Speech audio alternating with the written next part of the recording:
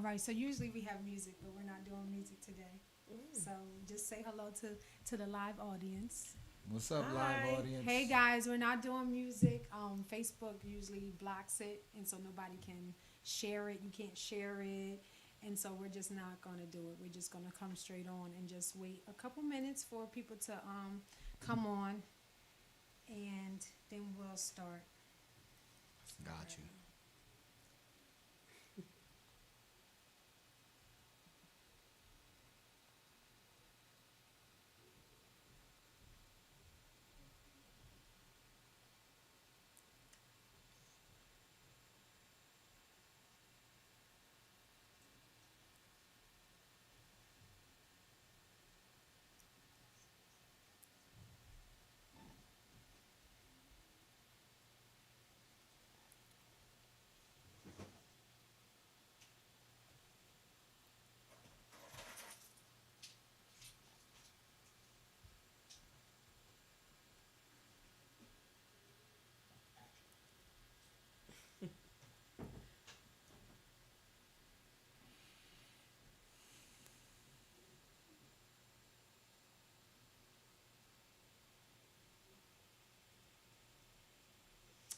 All right, so if you are on, please like and share, and also tune in, like comment, ask questions.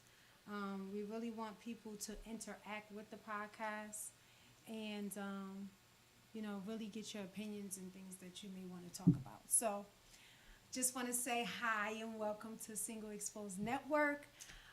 We are talking about heal to hurt, I believe is the topic. Heal to hurt. Or hurt to heal, I'm sorry, hurt to heal. So 2 weeks ago, we did a podcast about your past behavior and how it can affect your present and future behavior, either in a relationship or out of a relationship. We talked about, if you was maybe someone that suffered with trusting people, do you automatically go into trusting someone as soon as you get into a relationship? Or if you struggled with, insecurities or rejection, do you automatically change all of a sudden when you're in a relationship? And so we talked about that, just bringing you to a place of awareness, knowing that some things you may do, some ways you may behave has an effect on your present and future relationships, whether it's with friends, family, or your significant other or someone that you're dating. So today we're talking about where do you go from there? So now that you have become aware of some things that may have happened even now, right, in the past, present, or it could happen in the future, now where do you go from there? So we want to I'll introduce, I'm Aisha, the host today, and I'm going to let my guests introduce themselves. I'm Nicole. I think this is my second time on, so happy to be here. Yeah, and I'm Moses. How you doing, everybody? So Moses and Nikki. Can I call you Nikki? Yeah, because I felt weird calling myself Nicole. I mean, that is your name, and Right. it's beautiful. So I do want to ask you guys, what do you think about when just I want to hit on 2 weeks ago and then kind of like transfer into the whole conversation about hurt to heal. So what do you think about when I was saying about the past behaviors affecting your future behavior? What do you think about that? Am I going first? Yes, you can go I first. feel like we did this last time and I was always on the spot first. I feel as though if you don't get the proper healing, deliverance, counseling, therapy, all of those things, that everything that you've been through throughout your life will affect any relationship or marriage that you get into. So my goal personally is to deal with those things prior, as my sister always says, learn from the things that have been brought before you. So our sister Regina always says that learn through these things that I went through, so you don't have to repeat these things. So I feel like if one thing that I've been watching other podcasts as well and learning about like how to be successfully single and what are you doing in your single season, because Yes. what you do in your single season is going to affect how your marriage goes, how any relationship in your life goes. So I don't feel as though I've truly mastered that. So I'm still in this process of getting to that place. Thank you for sharing. What about you, Moses? I mean, yeah. I mean, everything that we do in life is going to adversely or positively affect our future, whatever we do. I mean, I think that's the lessons that we have to learn is that the decisions that we make every day create the tomorrow that we want to see or don't want to see. So, unfortunately, a lot of us experience that in relationships because we have relationships, and based on how it goes, we formulate an outlook on relationships or people. Right. So you have a bad relationship, and it's like, you know what? I'm never gonna let this happen to me again. Oh, you know what? I'm never gonna date this guy again. You know what? I don't like this type of person. I don't like that. And that outlook, however you form it, positive or good, you're gonna see every person through that lens. So that's why, it's good for us to, evaluate what we're learning from our present relationships or what we're doing presently, because it definitely affects our future, whether you want it to or not. Like just something simple is the perspective that you gain after it. You're gonna see everything. You're gonna see the whole world through that. You're gonna see potential mates through that. You're gonna see your next relationship through the lens of the last relationship. Wow. So it's definitely important. So Thank you that's for it. sharing. So my question would be, because some people they come into a place where they feel that it's not effective. Like, they may feel that in the past they're changed.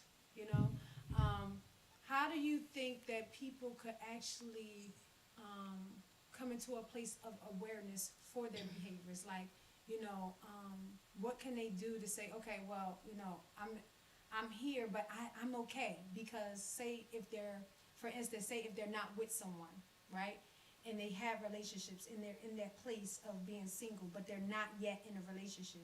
How can they become aware without being in a relationship of their behaviors?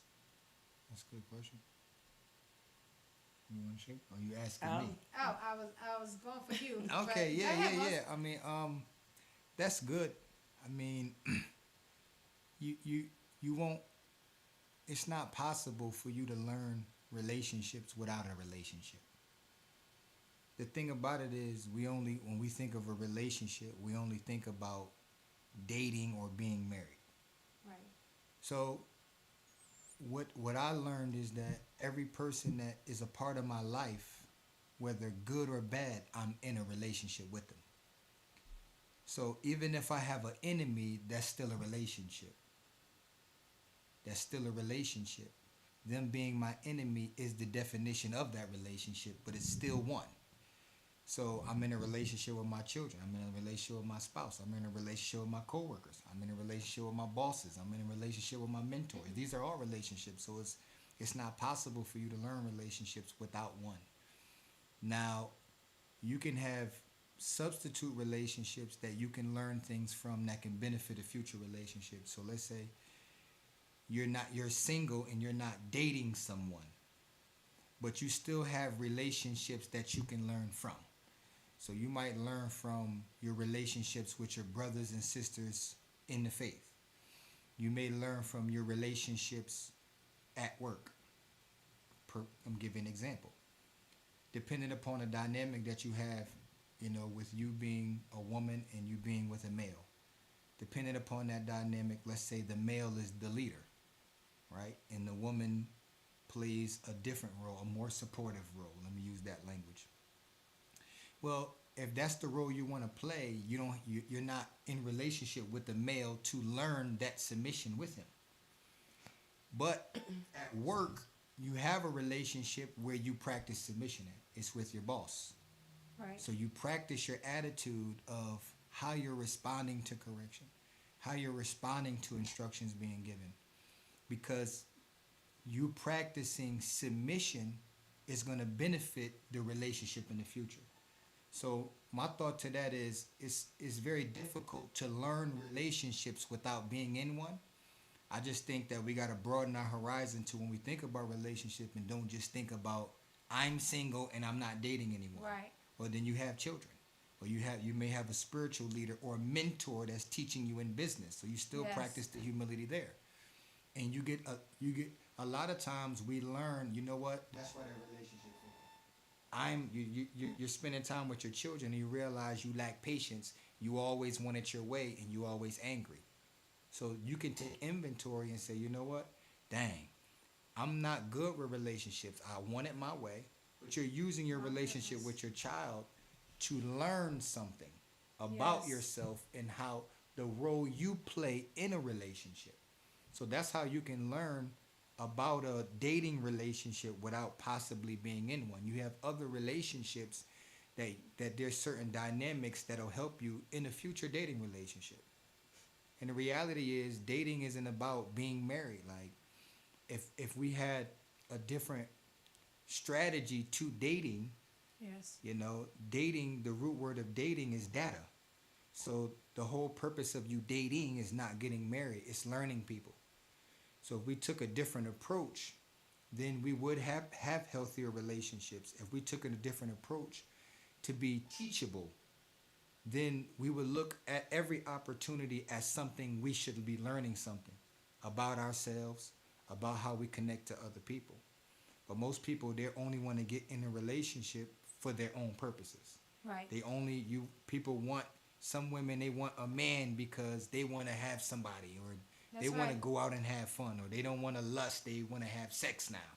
So Right. whatever the reason is, a lot of times we get in a relationship for a selfish purpose, not understanding that the relationship has a greater purpose than what it serves you in.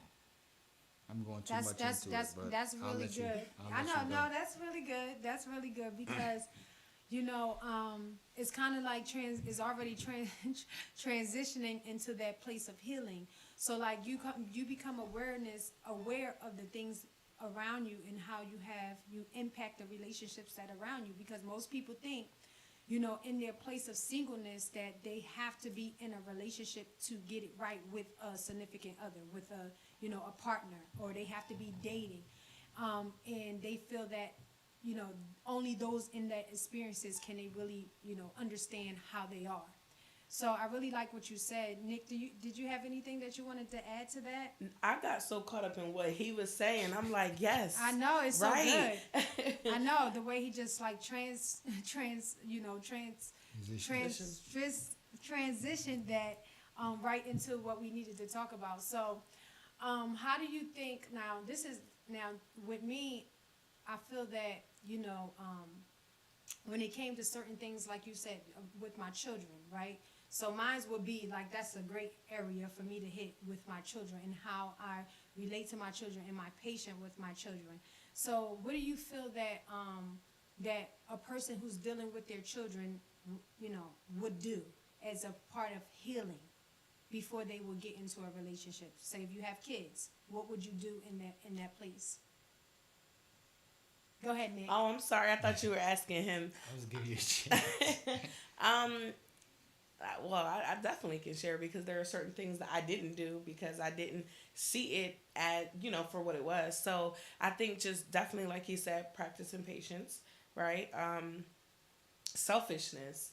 Like, oh my goodness, it's something as simple as going to the grocery store. Yes. And you make a plan of what it's going to look like, because this person may know exactly what they want. This person may be indecisive, right? Yes. So these are just little things that I would see, like, okay, well, now I just have to make the decision. But then I learned that I needed to really stretch my love. And if you have to go the extra mile and make 3 meals, you know what I mean? That's what Wow. we're being taught. Why can't you do that? So those were like small things that I didn't learn, because for one, I was repeating the cycle of what I saw.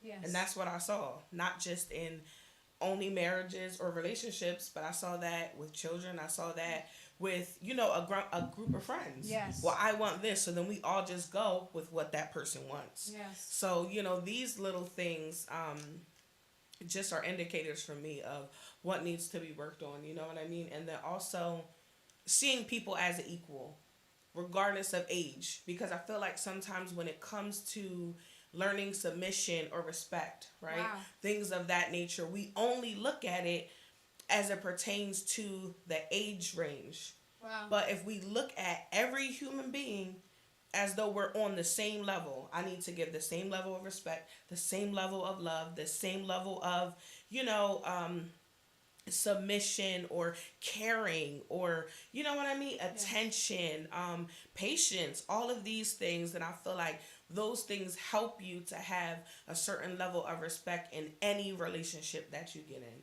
because you're looking at every person overall as an equal. So when I feel like when I shift my mind and I'm not looking at, you know, whatever relationship that may be in front of me, I can practice the things that I need to work on to be in a relationship. If that does that make sense? Yeah. I see where you're going with that. So I'm thinking about, as you're talking, I'm thinking about my children. So each one of my kids, they receive love in a different way, right? But the love may be equal, right? The love, I love all of them, right? In a way that, is not to be measured, right? I love them all, though they're all my kids. However, this one may need a special attention, right? But I'm giving him what he needs. And this one may need extra love and feel. And this one may need gifts, right? Or this one needs, like, oh, the only thing you got to do, read a book to me at night, help me study or whatever. And then that one, just, let me be on your hip all day. But it's not pertaining to what I think. It's pertaining to what they actually need. Yeah. Even though they're all equal in the essence of they're all my children, but the love is different. So it's like, when you're in this relationship, I'm not looking at my boss the same way I'm looking at my kids. My boss needs a different expectation from me. They need me to come to work on time. You know what I'm saying? They need me to not be relaxing and playing around, while I'm supposed to be on the clock. They need for me to do my job. They need for me to communicate with them in a certain way. So at the same aspect, I'm giving them what they expect, but they're just a different person. Right. So I really like what you shared. Moses, did you want to add something to that? Yeah, sure. You saying like how can your children be used, can be beneficial, I want to say used, be beneficial to you as far as healing. Yes. Well, when you talk about healing, the counterpart of healing is brokenness. So healing is restoration. It's designed to restore broken pieces. So a lot of times we don't get out of a relationship because the relationship is great and it fulfills everything that you need. If that was the case, then you wouldn't get out of a relationship. So 9 times out of 10, when we leave a relationship, someone has some brokenness, because somebody's is usually lopsided. Somebody's getting the majority of what they need and the other one is not getting what they need, whether it's attention, love, something. Right. So as far as the healing is concerned, how your children could be a part of that is you have to make a choice to allow it or them to supply what you did not get in the relationship, which is love, which is attention, which is affection. And I just believe that children have a keen sense and they'll give you what you need. Wow. That's So, good. if your love language is words of affirmation, sometimes I could feel discouraged and my son will come say, you know what, Dad? I just want to tell you you're doing a good job. But I have to make the choice to allow that to bring what it's supposed to bring into my life and not be upset that it's not this person doing it or that person doing it. If we make that choice to allow what is given to us to fulfill what it's supposed to, then your healing can happen much more rapidly. Yes. Especially if you have children, because you have children, it's 2 dynamics you're going to learn. They'll supply what you need and you have to supply what they need. So you're going to learn humility and you're going to learn service. So Wow. that other counterpart like you shared is about, serving. Because when you're in a relationship, it's about serving. It's not about what you can get. So you leave a relationship because you didn't get what you need, right? Right. But even that right there, that has to be corrected because you already now have a perspective of selfishness. So now the next relationship, you're looking for what you need. My goodness. So even the children can help you because you have to be attentive to their needs and serve them. So even that right there brings a healing because you're already setting yourself a failure going into a relationship looking for what you need. Yes. When there's a mutual aspect to it where I serve your needs and you serve mine. So Yes. you're practicing serving. You're breaking that mindset about it's about me and the next relationship they need to do all these things for me. And you're preparing yourself to serve and you're learning how to serve in whatever capacity is needed. So you like you Wow. said, one child in your situation, one child needs you to tell them you love them. One child want to hang on the hip. So they want a different type of intimacy. You know, one child wants you to see that they're going to do a good job. So they have all these different needs, but it's amazing how you become more universal in the way that you can serve. So you go to the next relationship and you have more tools to be able to provide. If they need this type of love, you're able to share. If they need encouragement, you know how to do that. If they need to hang on your hip, they can let them hang on your hip. You understand what I'm saying? Right. So you learn that, and the healing is your children will give you the love that you may not have received there. Wow. You may have been in that relationship and you leave the relationship and you feel alone. But you have children there and they can stand with you if you allow them to while you go through that process. So it's all about a humility and allowing all things to work for your good and not trying to force or control what you think is going to help you and when it's going to help you. If you do that, your children can be a benefit to you. So that's just my thought on it. So I like what you shared. I was going through this, so maybe like a year and a half ago, I realized. So my daughter Sarah, she's like my really touchy feely, you know. That's the way she receives love, and I noticed that I wasn't like that.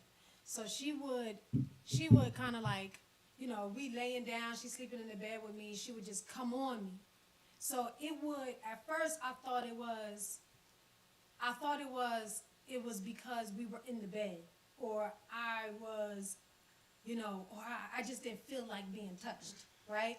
But then I noticed that I may have needed healing in that place because it was revealed to me that it was selfishness, and that I needed healing because I'm the type of person where you can't just come up and touch me. Like, you either gotta ask me, right? Or I gotta already be in a certain kind of mood for you to put your hands on me, which means I was, you know, basically, you know, I guess traumatized by being molested. So it's like when she did it, it made me feel that I wasn't in control of my body, right? And it caught me off guard, but it triggered me. I felt something. So it was something that I had to take heed to, like, wait, something is going on with that? Because if I pick her up from school, say when you first pick somebody up from school and they come and hug you, I'm fine with that in that moment. But it's not till, okay, we late at night and she like, oh, Mom, I want to snuggle with you. I want to go to sleep. I'm like, no. Like, I don't want you touching me. You see? But these are the things that we may have to pay attention to, because what I did was, in that place, I was aware of it, and then I just let her do it. Because it was like I had to really think about what was I thinking about in that time that it made me so uncomfortable. And also, why is it different than when I pick her up from school, or, you know, when we're in the bed? Like, what's the difference? But it had a lot to do with selfishness and control, because it's like it has to be when I want it, how I want it. So regardless, if I'm on my phone and somebody go like this on my back, it's like, oh, it's like a little, like, come on, I'm trying to concentrate. But it's like, why does that bother you so, you know? So I like what you shared, because these things, I believe that in my walk, that my children did, you know, bring out certain things. You know, my daughter, she would bring out my language. The other day, she was just talking about my language. She's like, oh, I was like, oh, we said something about complaining. She's like, Mom, you complain all the time. So I listen to that. So my daughter thinks I complain all the time. That means I'm complaining more than, just being my old self. Like, what am I actually complaining about? So, in her eyesight, it may have been like, oh, time, maybe about what she does, or, if they're loud or whatever. So it's like, okay, instead of complaining, what could I do to replace that? So, they say when when you're in a relationship, I've heard it said, that the person may, oh, you always saying something, you always complaining, you always have something to say. So it may mean that, the person may focus more on a negative than positive, even in the household. So it's like you don't have no positive, nothing to say. You just say negative stuff all day long. Oh, you need to do this. Oh, you don't see that right there? Oh, y'all too loud. It's like when you talk, what comes out of your mouth is negativity instead of positive things. I want to say this too to connect to that, because you said, the first question you asked was how, our past experience or our present experience affect our relationships in the future. Yes. Now I'm gonna break the box open later if you allow, but you got to think about we got to think about other relationships and not just a dating one, because every relationship affects each other. So now I didn't like the touchy-feely stuff because of things that happened when I was a kid. You said you didn't like touchy-feely stuff. Why? Because maybe, I don't want, sometimes people get touched inappropriately without them being asked. Yes. So now, because of that experience, you have a perverted outlook on touch, period. So it's like somebody touch you without your permission, and you're basically seeing that through the lens of what happened to you before with somebody else. Yes. That you didn't want that. It's unwarranted. So I wanted to bring that up because that shows the connection to what we said before, how our early relationships can always affect the future one, even with our children, even dating. So now his love language is touch. He roll over in the middle of the night, and you're seeing it through a trauma. So now it's like, get off me. Why are you doing this? Stay away from me. It's like, and now you're looking at him through the lens of what you went through, without that part being healed. You see what I'm saying? Yes. So it's very important that we open our eyes and broaden our horizons as far as relationships, period. Otherwise, most of us are going to go through relationships unhealed. Wow. We're going to go through relationships unhealed because we don't understand that relationships are relationships, period. Your relationship with your children reflects your relationship with God. Your relationship with your coworker, with your boss, reflects in your relationship with your husband. They all intertwine in a way, because how you deal with relationships, period, is how you deal with them. Wow. So the reality is, okay, which one we do? Which one we do? I'm asking you. Oh, no, Nick, did you want to add on No. to something? So I don't want to be Go taken ahead, over. you could go. Yeah, so the reality is like you saying you're single is really an illusion, because you're not single. When we say that we're single, we're saying that we don't understand the purpose of a relationship in the first place. For instance, we look at the Will and Jada situation. I see a lot of unhealthiness in him, right? I'm going to go too deep into this, but I want to say this. What is the difference between Will Smith and Jada and Jay-Z and Beyonce, right? The difference is we don't see a lot of stuff with Jay-Z and Beyonce. We haven't seen anything as of lately, because they discovered something that other relationships don't discover. Will said, I don't need her to complete me. We just add value to each other. That's a deception. When he said that, what he indirectly said is that it's no need for him to be in a relationship with her in the first place. Because if you don't need anything from that person, then what are you in a relationship with them for? So the difference between Jay-Z and Beyonce is he a billionaire, she a billionaire. They don't need each other's money. So they're not with each other because they need something from each other, but they discovered a purpose that's greater than what each one can do. And it takes both of them to accomplish it. So Jay-Z sing the song Billionaire Family. See, he can't accomplish that on his own with his own billions. He need another billionaire to be able to accomplish a billionaire family.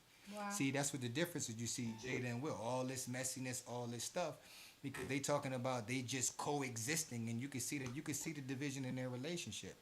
because they don't need each other to complete each other. They just coexisting, but you're not, because the relationship is for a purpose greater than yourself. Wow.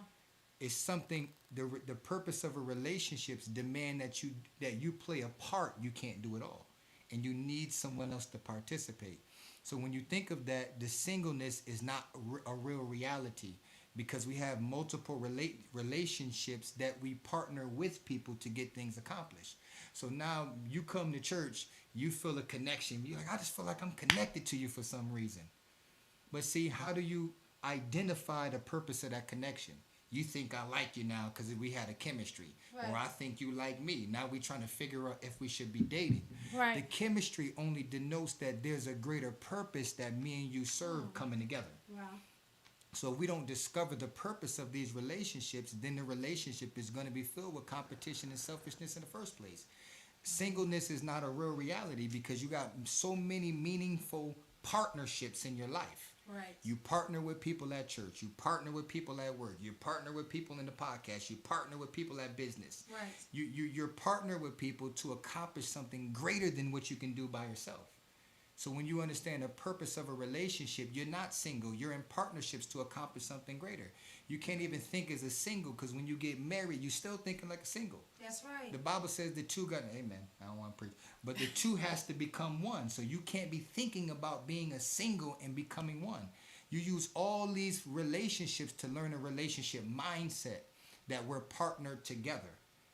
We're partnered together to accomplish something greater than myself.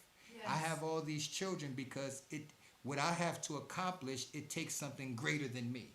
I'm with my wife not because it's just sex and I need something to fulfill the lust and I want to say, no, we have something greater than me and her individual that we have to accomplish, and it takes the both of us.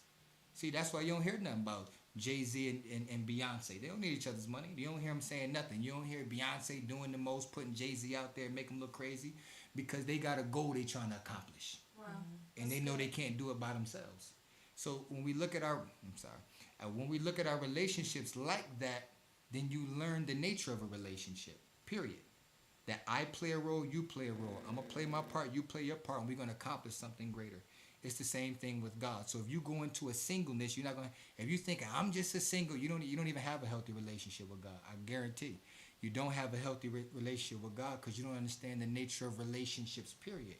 It's partnerships. So if you're already thinking I'm single and I don't have anybody, you got a bunch of partnerships.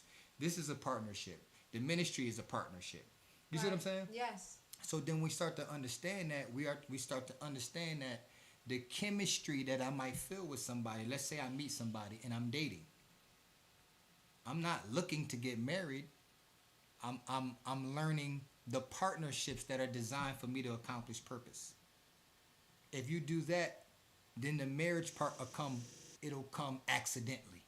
You'll discover it. When you go out there trying to look for a marriage, you're never going to find one. You're going to scare every man away. You're going to scare every woman away. Unless somebody that's desperate, and that's not going to be a healthy marriage in the first place. When you get a relationship that you enjoy, you never look for it. It's something that blossoms naturally out of your desire to know one another. So it was crazy because when we was young, we knew this.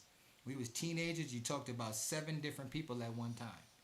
And then one person, your connection with them begins to blossom into something more than what you have with everybody else. Then after 2-3 weeks, you start to find yourself preferring to talk to this person than these other people. It grows into that. If I go in with a demand, you're going to be my boyfriend, I ain't even going to talk to you. You got to cut everybody else off. See, you're selfish. You're single. You're selfish. But see, when you go into understanding the nature of relationships and they got to grow like a tree, you don't feel like that. You don't feel the type of way he talking to different people. You don't feel the type of way you talking to different people. You're just learning. That's all you're doing. You're just collecting data. And the right thing, it will blossom over time into what it's supposed to be. And it's the same like that with any relationships. Now, I'm not saying it doesn't take work, but there is a natural component because there's a chemistry that you feel with people. So it's like, you're like, I don't like that person. No, you just don't have there's nothing wrong with that person. There's not a chemistry and there's not a purpose for y'all to be connected in that level. So we have to be able to discern that. If we discern that, we wouldn't be afraid of dating. We wouldn't have all these walls up when we meet somebody. First time we, and ladies, y'all, especially Christian ladies, do this a lot. You meet somebody, you got all your demands. We not doing this. We not doing this. You gotta let them know from the door. There's nothing wrong with you having that guard up and having that standard, but he already scared. He just want to talk to you. He just like you. You look good that day. He probably want the wrong thing. You don't want a man that don't want the wrong thing. You know what I'm saying? Why would you? Amen. Why would you want a man that doesn't want you for sex? That doesn't make any sense. What do you think you know what I'm saying? Well, I don't want nobody I don't want no man that just look at me for sex. But then what type of man you want? He ain't a real one. A real one, he gonna want that, but he's gonna have some discipline and he's not gonna be chasing that only. But you don't want a man that doesn't want that about you. You don't want a man that doesn't look at you in that capacity.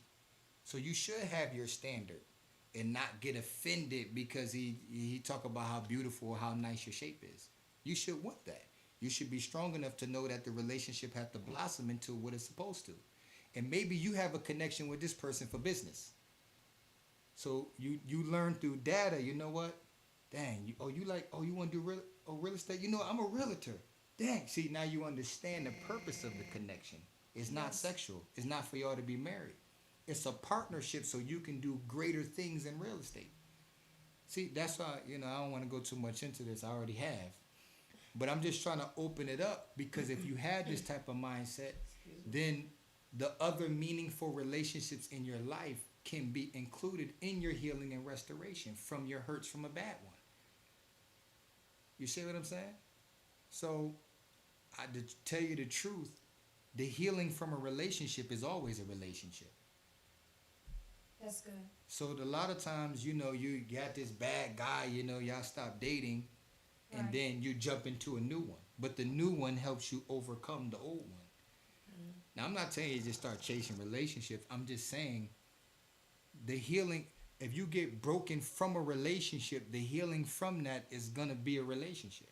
Wow. It's not going to be being single. That's not going to heal you from being broken by a relationship. Because even though you might feel better over time or feel better emotionally, your perspective about relationships is still the same.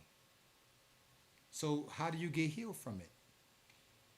Your mindset is all men are dogs. Well, if you be single, your mindset is still all men is dogs. If you never date anybody, your mindset is still all men are dogs. So then you meet a gentleman and you already expecting he gonna be a dog. But then he, through over time, he proves differently.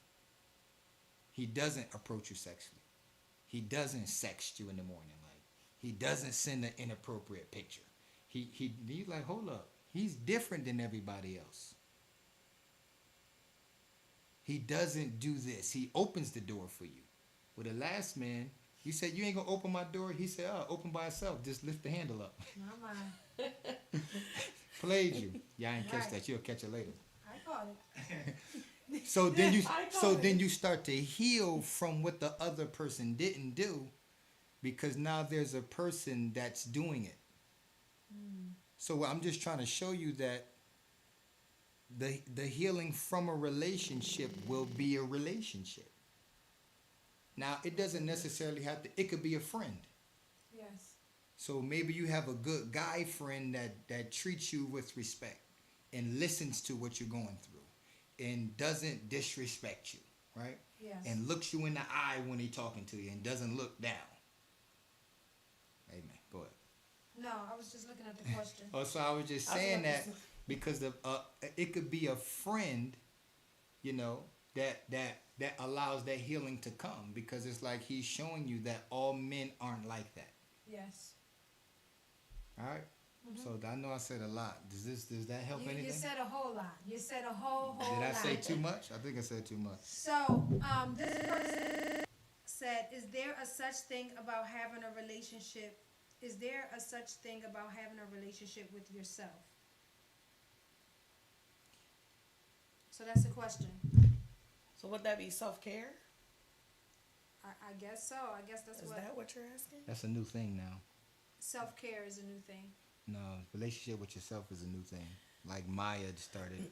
Maya's one of the people that coined that, where it's like All about me. she had a wedding and like she married herself or something. She had a wedding dress on and like she's in a relationship with herself. Maya the singer? Yeah, Oh, a little what? disappointing, but hey man, praise God. So Okay. I don't know what they're referring to, but yeah, that's a new thing now. Like, Well, I think the thing about that is one sided. So you're gonna have a relationship with yourself, and you're gonna hold yourself accountable. It's like you may not see some stuff that you may need improvement if you have a relationship with yourself. Moses may have said that a part of a relationship is serving, right? So if you serving yourself, and you just keep on serving yourself, like it is no correction or any type of, how do you even know that you're growing within yourself? Like, who's going to test you out? Like, where's the tests and the quizzes and it's coming from? I don't know. It's kind of weird in that aspect. I don't know if this person is asking that way, but in that aspect, it's kind of like weird, because where's the serving part? You may just be entering into selfishness at a maximum level, and that's kind of dangerous, because it's like, who are you really serving if you're all about you and being all about you in this relationship with yourself? But I do now, if you're asking in a place of self-care, now how we demonstrate self-care, because I know some people go all out. Maybe that's where Maya started, and then she ended up into this whole big extreme thing. But when we're talking about self-care, we're talking about balance, right? So when you're talking about self-care, you're talking about the same, love that you would demonstrate to someone else, that you will also demonstrate to yourself, to balance, to balance the way that you feel about yourself, so that you're not just being a giver, that you're also being a receiver, right? Because like he may have mentioned before, like your kids, they could come up and say, a word of affirmation, but if you're not a receiver, then it just hits you and it falls to the ground. So that didn't even punctuate your heart. It's like, oh, I didn't even receive that. Why? Because you may not feel worthy, right? Or it's not acceptable. It has to come from somewhere else, right? You just make up somebody in your mind. Oh, I'd rather this person say that to me, right? And so that's what we're talking about when we're talking about self-care, because I know people can get, you're supposed to love people more than you love yourself, right? But the point of it is the balance, so that you can, hold on to your self-worth, and be able to also receive love the same way that you give it out. I mean, how can you really love, other people, and you have such a, if you don't have self-worth, then what do you have? You have insecurity, you have low self-esteem. So how are you really loving on people with those things coming out of your heart? that's good. That's real good. Did you want to say something? No, I didn't. I agree with what you said. It sounded like selfishness to me, but I didn't want to say too much on it. I don't know what way the person is posing the question, so I'm not sure if they. They said that's what I'm referring to. I'm not sure which part. Kalia said it sounds like a guarded heart. So, talking about, if you guys have any more questions, just come in with the questions. I'm just gonna check the time. I do have a question. So when you're talking about the relationships and knowing the boundaries of relationships and what are you meeting people for, right? So, and you talked about collecting data. So, being that she said it sounds like a guard, so how can you properly, guard your heart when it comes to these relationships that you're in? Say if you're a person, I know someone mentioned before that they would just, go out and it'd be like a free for all or whatever. But how would you say somebody can guard their heart and really, determine what these relationships are and how to effectively be in them? Now, I'm asking this because of my experience. This a personal I'm question? just going, yeah, because, and I wanted to talk about this before, but, my personal experience, you may know, when it comes to, me being, I had guy friends, and they were like, oh, well, I'm looking at them as they my friend, right? I'm having that boundary up. But then it's ineffective, and I kind of get disappointed when it's not not done in return. So it's like you can't respect like the relationship that I have for you. So now it's like you can't even be friends. You can't talk to me, and it's like, and then sometimes it's so like determined where it's like, oh well, why can't we just be friends? Like, what is the problem with that? So how can you help me with that? You want to? How can you help me? I feel like she posed the question to you. Okay, well, I No, mean, go, 'Cause I can't answer the question because I feel like I went through the same thing. So I don't really have any wisdom on that. So I found it kind of difficult to be friends with a male. yes. You know what I mean? Outside of like my brothers or things like that. It's like because I feel like I would be very naive. Yes. You know, and it's like, wait, what? Like when did that happen? So I don't know. I guess I would pose the same question as well. Like, are there signs that you look for? Absolutely. Because sometimes you really don't know. You know what I mean? let me pose this thought. What is a friend to you? Before I go in, what would you consider a friend? What is for somebody to be your So, friend? What's a the guy friend? qualifications? A friend, period. So I guess we will have the chemistry. So a friend to me is somebody that I'm connected to. Like we will have a chemistry. Like when we talk, we're talking about like-minded things. We will go out have conversations, and I guess that's about it. I mean, not really much. I wouldn't consider that person like an intimate friend, but just like, oh, that's my friend. We text here and there. We have phone conversations here and there. Not like every day. I don't want to talk to you every day. But like here and there. Or we'll have, mutual friends where we can hang out or something like that. And that's about it. That sounds like an acquaintance. But amen. Okay. So here's our answer right here. She said, I can't really be friends with God unless you got your own answer. Now the reason I'm saying that is because what just came out your mouth is your own boundary. So now you have acquaintances, people that you know, that you talk to casually, but you don't share they're not a part of your journeys. They're not a part of different seasons in your life. They don't stand with you through your struggles. You can't depend on them to be present when you're going through things or when you may need something.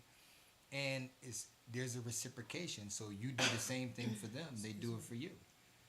That's a friendship. You don't have many of those. Well, how about if I don't want them to do that? So this what I'm saying. Like, I just want them to be an acquaintance. I don't But that's what I'm want saying. them to be there for me in You my struggle.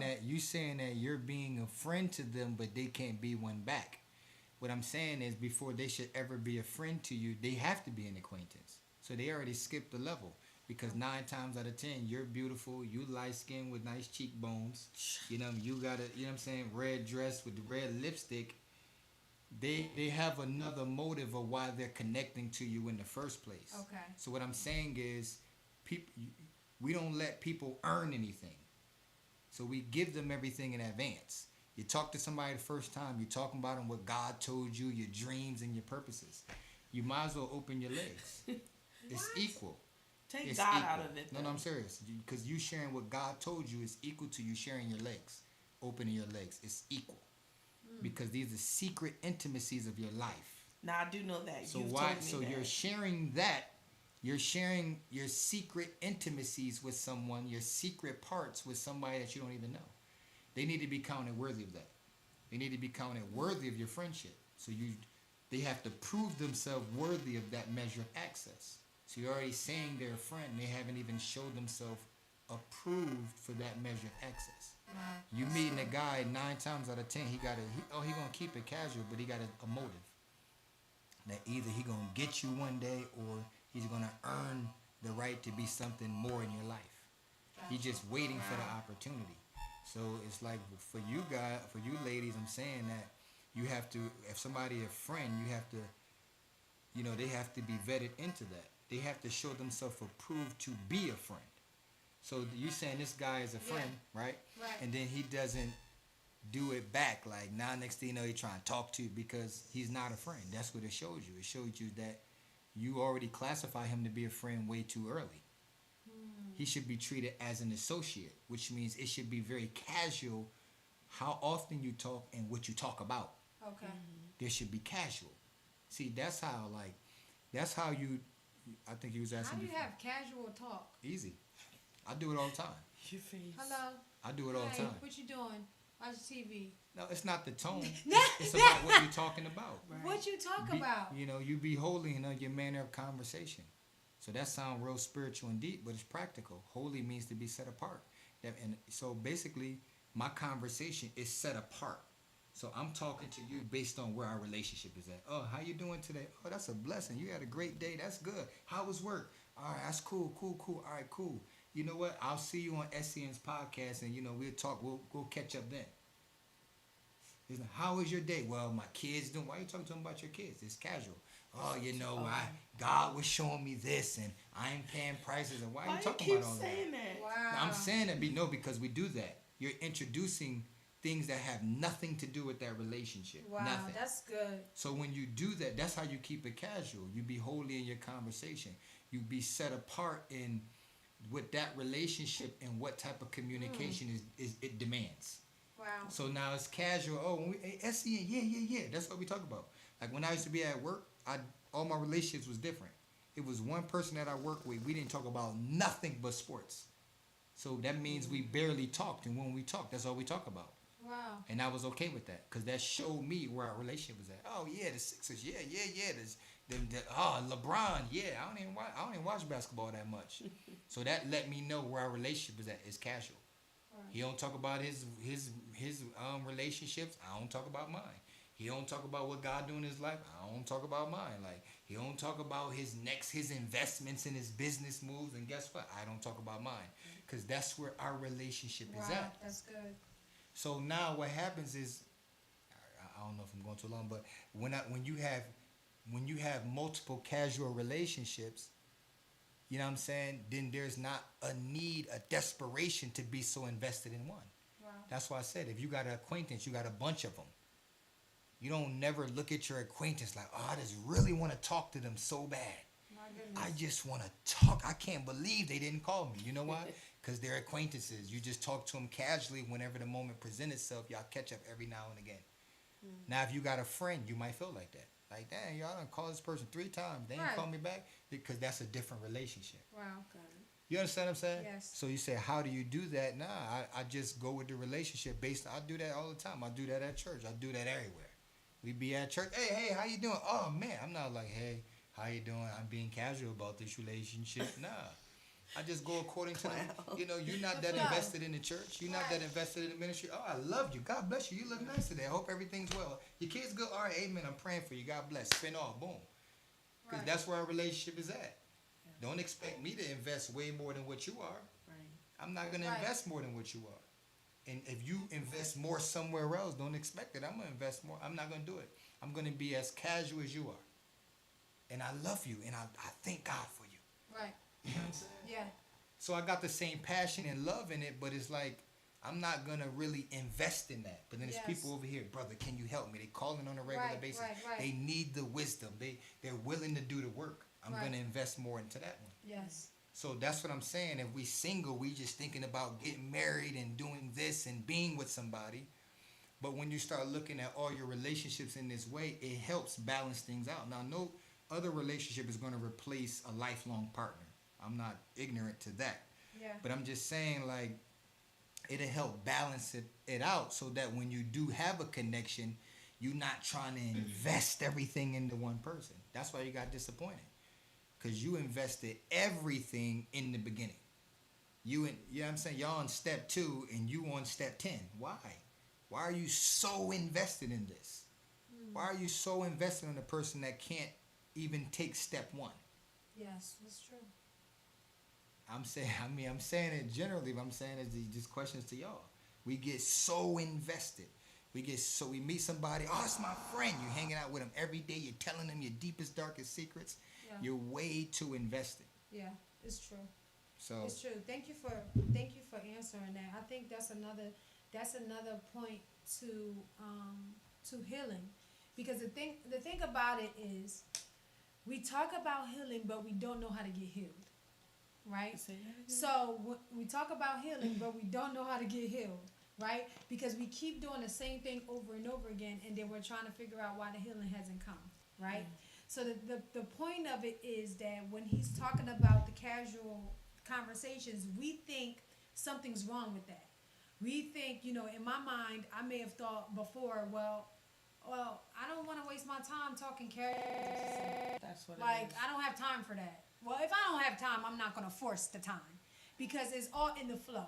You know, it may be, okay, when I'm at work, I'm talking casual. Or, you know, if I give somebody my number, you know, a wise woman may have told me before, you give them the same energy they giving back to you. So the person may have texted me and said, hey, how you doing? I text them, I'm fine. How are you? and then they didn't text me back. So I don't text you back because, you know, she may have said, which it was your mama, praise God. She may have said that, you know, you give them exactly what they're giving you. Don't go above and beyond saying the same thing. Don't be too invested in the person that's not invested as well. Now, if this person is going to say, oh, well, you know, can you meet me, you know, little stuff like that, then you'll take the time out to say, okay, well, you know, we can meet or whatever for a coffee or whatever. But in that same instance, you're still giving them the same energy. You're not about to go to dinner and spill your whole beans out like Moses was saying, you know, putting in too much. So we want to be mindful of that. We wonder why we come into these places, you know, and talking about myself, coming into these places where it's like, well, why isn't this one different? But now, this is why we have the podcast, because we don't know. So we don't know this information. We don't know that we're doing it wrong. We're not aware of our behavior and how that's the wrong behavior. Why? Because it's the behavior that we have seen. So what we did was repeat the behavior and end up with the same result over and over again. And so now, you know, you can be mindful. Now that you're aware, you can be mindful of these things in your own behavior. If you giggling a little bit too hard, sis, you giggling a little bit too hard. If you putting yourself out there, you know what I'm saying? You putting yourself out there, you're texting a little bit too much. Like, just be aware that, you know, that may be something that you do not want to do, right? If the person is supposed to be an acquaintance, then do the work of an acquaintance. If the person is a friend, then do that work, you know. Make sure that you may be mindful of the levels that you're on. And so that's why we have Single Exposed Podcast, so you can know these things. Did you have anything that you wanted to say or any closing remarks, because we're about to close out? I don't know. My closing remark would be, just from what you were sharing, I was like, oh, wow. I actually would be the opposite. Yeah. So I was like, I would just be super closed off. You know what I mean? Like, but then what you were also saying as far as like dating and things of that nature, I think when it comes to women, it's the thing of, lack of time. Like, okay, you need to let me know your whole life, your goals and everything like that, because I don't have time. You know what I mean? So I think that just becomes an issue with dating, with courting, and all of those things. So it's like, we just want to skip all of these steps and just jump right in. And it's, you got to collect all of the data before you try to run to the, you know. I think I have a question here. It says, what if you are in a relationship and now have this revelation? How do you build from there?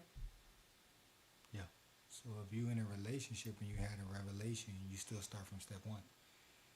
You can't skip steps in a relationship. So we skip steps, but to have a healthy relationship, you still got to go back to step one. So wherever you are, if you feel it's not healthy and you're in a relationship, then go back to step one. I've told people that have gotten married instantly because they just met somebody and in a month or two they want to get married. Okay, cool. You married now, but guess what? Still take yourself through the dating phase. Why? Because in the dating phase, you have the opportunity to win each other's heart. So in this situation, the motives were always questioned because there was never a stage where it was shown that this person won that one's heart and this one wins that one's heart. So now they're married, they want to be together, but they question their motives all the time. So it doesn't matter where you are in your relationship. I'm married and we've gone back to step one and we started dating.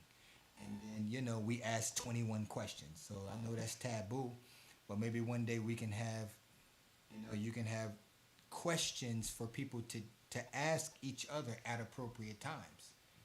So it's like, Yes. you know, when you first meet somebody, so tell me about all your past girlfriends. Like, no, that's not an appropriate question at that stage. Right.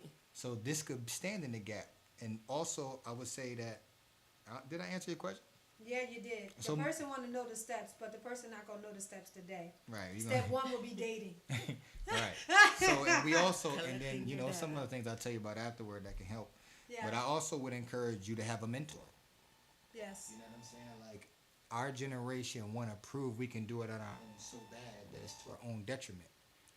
Because sometimes you're not strong enough to not text back. This one start to pop up, but he might not be as invested at this time. But Yes. it's like you want him to be more invested, right? Or her. So sometimes you don't have the discipline within yourself to not yield to a temptation. So you know he texts you and then you text back. But the next day he don't text you, but you want him to text you. So now it's like you itching and scratching, fiending for a text from him, and you like then the next day you fight it in the morning, but then in that later in the evening, hey, how you doing? Like, you know, you wasn't supposed to text. That's right. So sometimes you lack the discipline on your own, and having a mentor can help with that accountability. Like, no, sis, stay strong, bro. Nah, don't hit it back. Like, nah, just wait. Right. You know what I'm saying? Wait for this. And sometimes having that mentor could help you. So I just wanted to share that because it made me think of that when you talked about having Angel share those things with you, or just having, you know, if you know, people that's connected to me, you ask me what you think about him, I'll just tell you, listen, nope. But it's good to have that accountability. You don't Yeah. want to waste your time, then ask me. I'm telling you, you're wasting Just your time. ask him. You know what I'm saying? My But I'm just saying it's good to have that healthy accountability. And it could be friendships, but you know, sometimes you know, your friends isn't a healthy accountability. Yes. So it's good to have a mentor or a leader in your life that could assist with that. Praise God. I was gonna say something. Go ahead, say something. No, I'm not gonna say it. All right, y'all. So we're done. All right. And maybe we'll see you next time. I want to have like, you know, a group of individuals. I want to fill this place up where maybe we can talk about the questions, appropriate things to ask, and just to another. So we may be in a different setting because I want to kind of have like a bigger place for everybody to come and kind of like sit in an open forum. That would be awesome. So guys, listen, in 2 weeks, hit us up, okay? Like and share Single Exposed Network. That's right. On Instagram, we're SEN Network. We also have a private group that you can go and be connected to on the Facebook page, which is Single Exposed Network. Please like and share. And we are on YouTube, so if you want to go back and look at this, or somebody doesn't have Facebook, you can go on YouTube even right now after we finish and be able to send them the link. All right, y'all. God bless.